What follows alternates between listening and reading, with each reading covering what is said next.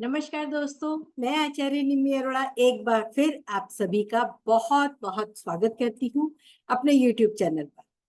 मित्रों, आज मैं एक विशेष तिथि के बारे में चर्चा करूंगी जो सभी स्त्रियों को बहुत प्रिय है, क्योंकि उस दिन कहते हैं सोना खरीदना बहुत ही शुभ माना जाता है। जी हाँ, अक्षय तृतीया।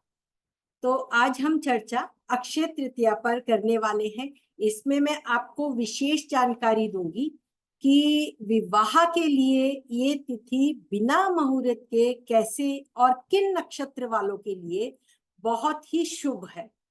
तो मैं अपनी पावर पॉइंट आपके साथ शेयर करती हूँ। अक्षय तृतीया जो विशेष विवाह के लिए, और अक्षय तृतीया तिथि की विशेषताएं क्या है, why and how Akshaya Tritiya is so special। इससे पहले मैं आपको आगे बताऊं, कृपया मेरे चैनल को लाइक कर ले, सब्सक्राइब कर ले और बेल आइकॉन भी बता दे। अभी तक अगर आपने सब्सक्राइब नहीं किया है तो प्लीज, ताकि मैं आपको आगे और अधिक जानकारियां दे सकूं।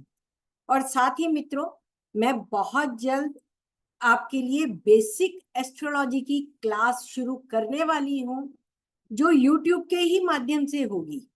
तो यदि आप सब्सक्राइब करते हैं तो मेरे से ये शॉर्ट कोर्स आप फ्री में ज्वाइन करके सीख सकते हैं। और मेरी योगिनी दशा की क्लास भी अब 7 मई से ना होकर 11 मई सैटरडे से होगी, क्योंकि ये स्टूडेंट्स जो वीकेंड पे वर्क करने वाले हैं वो वीकेंड पर ही ज्वाइन कर सकते हैं। तो प्लीज ज्वाइन अस। एंड अगर आपको ये क्लास देखनी है, क्योंकि नक्षत्रा बेस्ड है, ये फलित के बहुत करीब जाती है विषुवंतरी दशा से भी, क्योंकि विषुवंतरी दशा 20 साल, कोई 18 साल, 16 साल दशा है, और उसमें आपको पूरे रिजल्ट पता नहीं लगते कि ये कब और कैसे रिजल्ट आएंगे।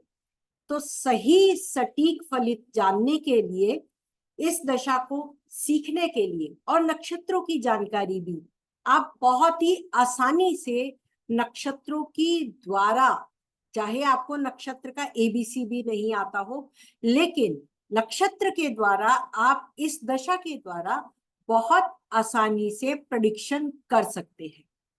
अगर आप इस क्लास को ज्वाइन करना चाहते हैं, प्लीज व्हाट्सएप में 9810413384 या मुझे ईमेल करें aroranimmi2013@gmail.com। तो आशा करती हूँ आपने सब्सक्राइब कर लिया होगा। अक्षय तृतीया जो कहते हैं वो वैशाख मास के शुक्ल पक्ष की तीसरी तिथि, दूसरा महीना, वैशाख का महीना दूसरा होता है, चैत्र माह के बाद आता है, और शुक्ल पक्ष की तृतीया तिथि, तीसरा दिवस, जब सूर्य उच्च का और चंद्रमा भी उच्च का होता है। चंद्रमा रोहिणी नक्षत्र का जब विशेष रूप से हो, क्योंकि उच्च के बाद अन्य नक्षत्र भी आते हैं, किंतु विशेष रूप से जब सूर्य भी उच्च का होता है और चंद्रमा रोहिणी नक्षत्र का हो, यहाँ पे चंद्रमा महत्वपूर्ण है। तो अक्षय तृतीया को आखा तीज, जो कि शुक्ल पक्ष की तृतीया तिथि को कहते हैं, आखा तीज भी कहते हैं। और पौराणिक ग्रंथों के अनुसार इस दिन जो भी शुभ कार्य किए जाते हैं उनका अक्षय फल मिलता है। इसी कारण इसे अक्षय तिथि कहा जाता है। अक्षय तिथि शुक्रवार के दिन है, 10 मई 2024 को, और इसकी पूजा का मुहूर्त सुबह 10 तारीख को 5:31 अर्ली मॉर्निंग आरंभ होके 12:19 तक का पूजा की अवधि का समय है, जो 6 घंटे 48 मिनट है। तृतीया तिथि आरंभ होगी मई 10 को, और ये 4:17 शाम तक रहेगी। और तृतीया तिथि 11 तारीख को जो समाप्ति होगी, वो 11 तारीख को 2:50 अर्धरात्रि 11 तारीख की उसमें समाप्त होगी। तो ये अक्षय तिथि है, जिसने सुबह का सूरज भी देखा, पूरा दिन देखा, और मध्य रात्रि में 2:50 पे वो खत्म होगी। जिसका क्षय ना हो वो अक्षय है, और वही अक्षया तृतीया है।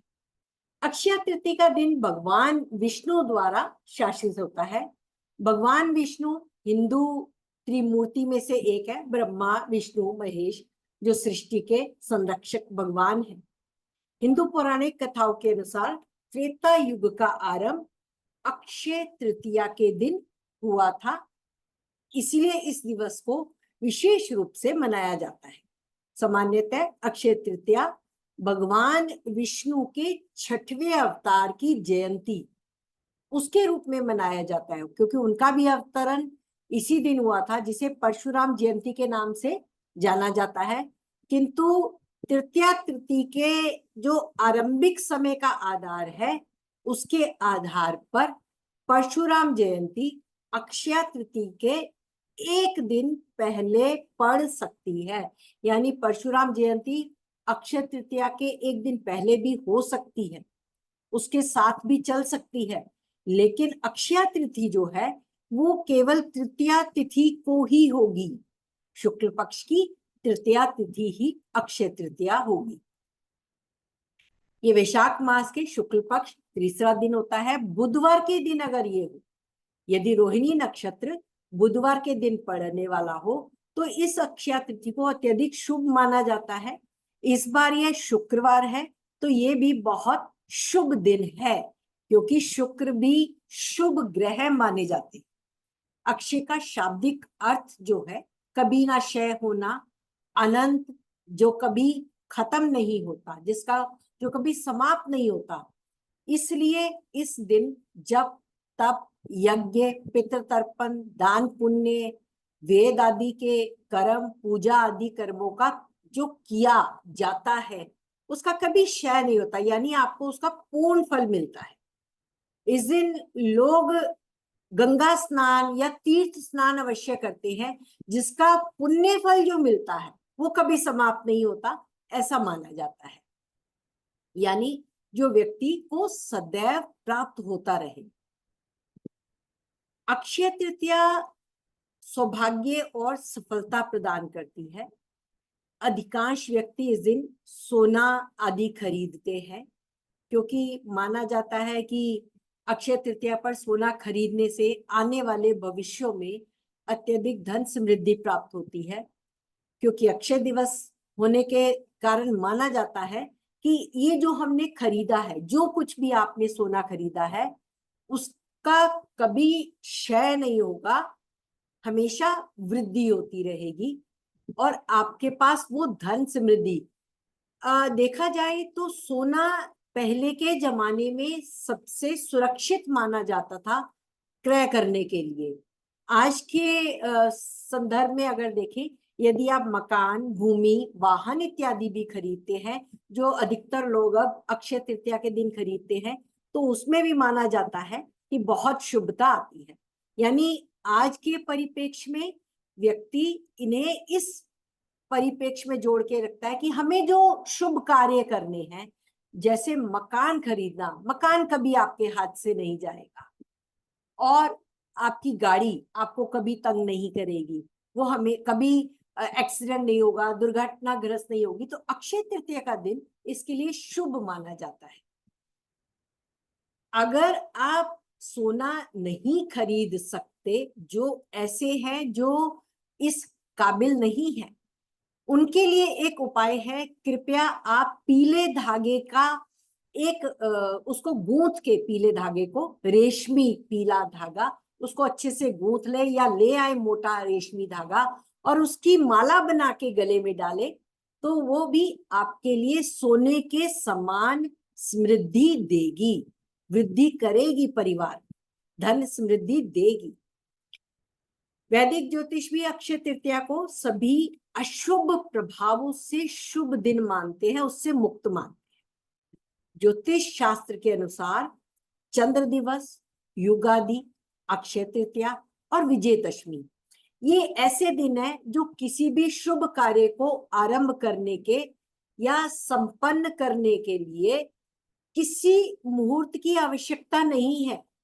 ये सभी दिन अशुभ प्रभावों से मुक्त होते हैं। युगादि मंथ हम जो नया साल मनाते हैं, सर्वप्रथम जो चैत्र माह का प्रथम दिन मनाते हैं, वह भी आपके सभी मुहूर्तों से शुभ होता है। अक्षय तृतीया के दिन संपूर्ण सृष्टि के संरक्षक भगवान विष्णु की पूजा की जाती है। अक्षय तृतीया पर भगवान विष्णु की विशेष कृपा होती है, इसलिए इस पर्व को भगवान विष्णु के श्री लक्ष्मी नारायण स्वरूप की पूजा हेतु अत्यंत महत्वपूर्ण माना गया है। भगवान विष्णु ही लक्ष्मी नारायण के अवतार हैं, जो विष्णु जी हैं, और उनकी अर्धांगिनी देवी लक्ष्मी, उनकी भी साथ में पूजा की जाती है। अक्षय तृतीया के पावन अवसर पर भगवान विष्णु के भक्त 1 दिवसीय उपवास का पालन करते हैं। अक्षय तृतीया को वैदिक ज्योतिष में बहुत मान्यता मिली है, इसीलिए जो सा मैंने पहले कहा कि इस दिन किसी मुहूर्त की आवश्यकता नहीं है। आप विवाह, गृह प्रवेश, नए वस्त्र खरीदना, संपत्ति वाहन खरीदना, अनेक मांगलिक कार्य यानी विवाह के लिए भी यदि आप कुछ क्रय करना चाहते, कुछ खरीदना चाहते हैं, तो अक्षय तृतीया का दिन सबसे शुभ अवसर होता है।